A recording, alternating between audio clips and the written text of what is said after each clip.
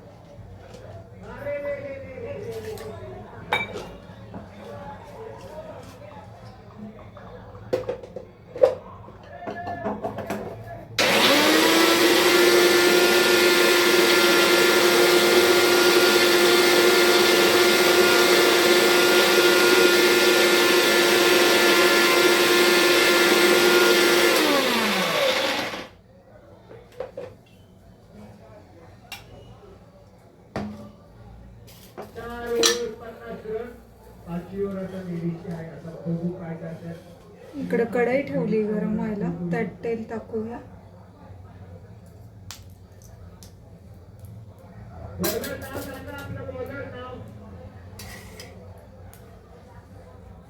थोडं तेल गरम होऊन द्यायचं आहे.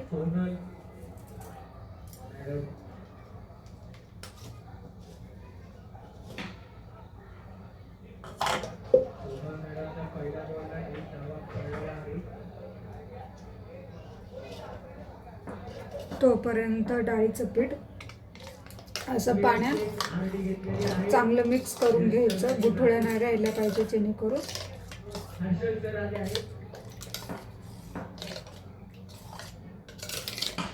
चांगलं हलवू द्यायचं.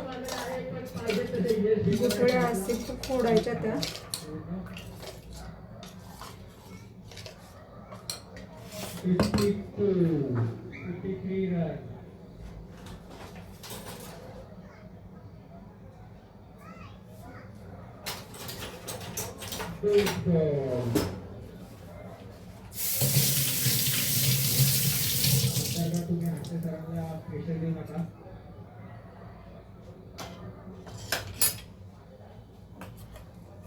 असं गुठळ्या फोडून घ्यायच्या आणि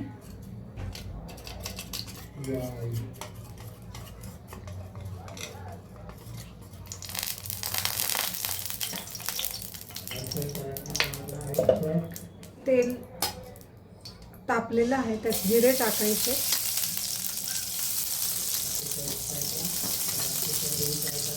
जिरे तडतडले की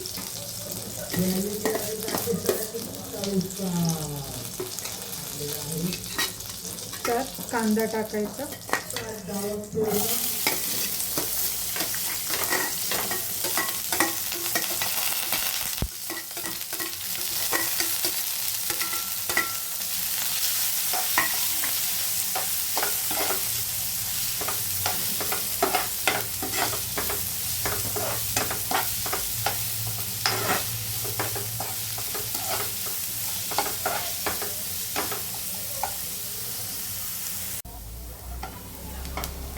कांदा असं परतला आहे, लाल लाल झालेला आहे तांबूस.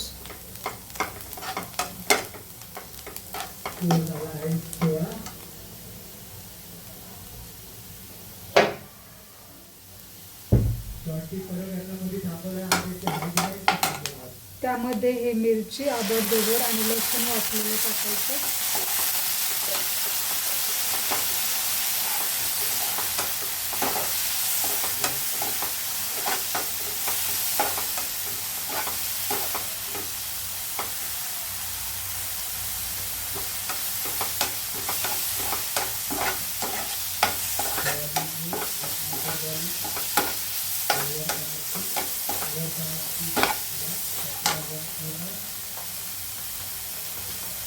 त्यात हळद टाकायची.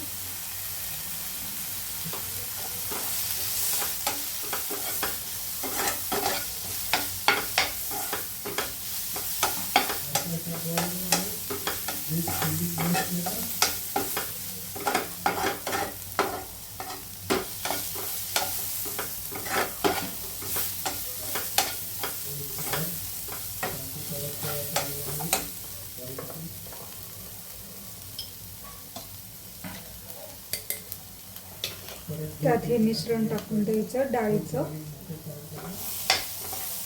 पिठाचं भिजवलेलं. हळूहळू सोडायचं जेणेकरून गुठळ्या होत नाही. ही माझी पद्धत आहे. एकदम सोडलं की गुठळ्या तयार होतात. हे असं सगळं मिक्स केलं की छान होतं.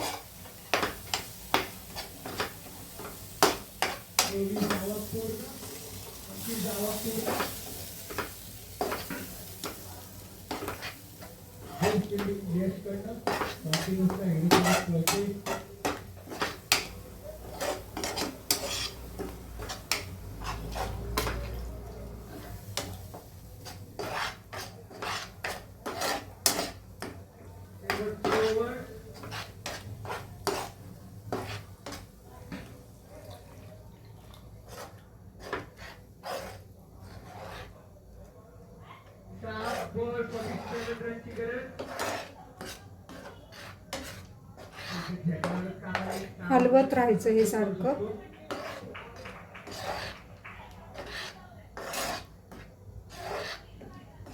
भिजवल्यामुळे कसं पोटात दुखत नाही किंवा गॅस होत नाही पोटाला. त्यामुळे डाळीचं पीठ हे नेहमी भिजवून घ्यायचं आणि 15-10 मिनटं तरी भिजवायचं ते. आणि त्याचे गुठळ्या होत नाही तयार.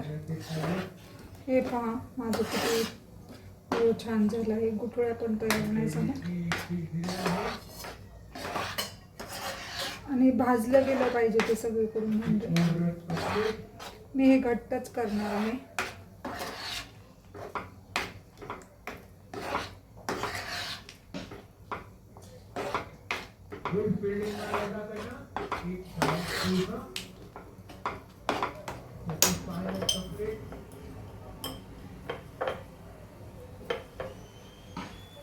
त्यात चवीनुसार मीठ टाकूया. तुम्हाला जेवढं लागेल ते. कोणी बीपीचे पेशंट असतात त्यांना मीठ नको असतो त्यामुळे कमी प्रमाणात टाकतात घरचे लोक मीठ. त्याप्रमाणे म्हणून ज्याला जसं हवं आहे तसं ते मीठ टाका त्यांनी.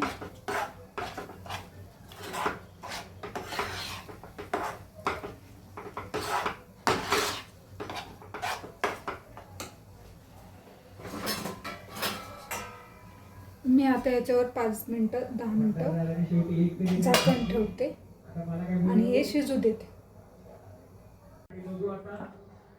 मी आता 10 मिनटं हे केलं होतं, झाकण ठेवून ठेवलं होतं. तर ते शिजलेलं आहे पिठलं. हे पहा आपलं पिठलं आता तयार झालं आहे. हे गार झाल्यावर याच्या वड्या पण पाडू शकतो. मी असं घट्ट पिठलं केलेलं आहे शिजवून. त्याच्या चाकूनी वड्या देखील आपण पाडू शकतो आणि त्याचाही स्लाइस खायला देऊ शकतो पोळीबरोबर किंवा भाकरीबरोबर. तर या मग खायला याच्या वड्या, पिठल्याच्या वड्या खायला. माझी ही पद्धत आहे. तुम्हाला हा व्हिडिओ आवडला असेल तर लाईक करा, शेअर करा, सबस्क्राईब करा आणि कमेंट्स करा. Thank you so much.